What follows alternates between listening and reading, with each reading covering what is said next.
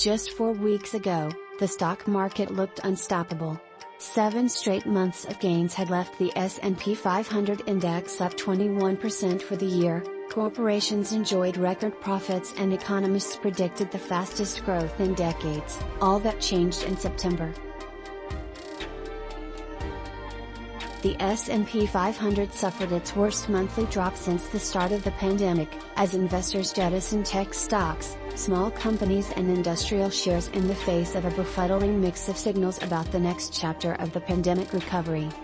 Now, with the fourth quarter underway, slowing growth, rising inflation, supply chain snarls and the persistent threat of the coronavirus all threaten to erode investor confidence and clobber corporate profits, just as brinkmanship in Washington has all but dashed hopes for further fiscal stimulus.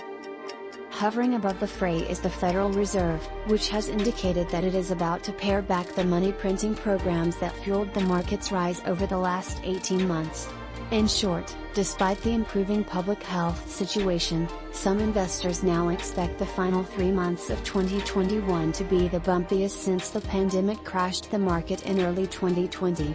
"We've seen a tremendous amount of government support and stimulus," said Matt Quinlan, portfolio manager for the $5 billion Franklin Equity Income Fund. "There's an element of, what happens from here?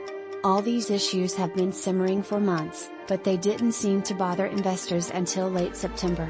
Then came the Fed's signal that it was all but certain to start cutting back, or tapering, the $120 billion in new money it has been pouring into markets every month since the pandemic hit. I think the market is really going to struggle once it loses its fix." September began with mixed results, but the Fed's announcement transformed what had been a slight decline into a rout.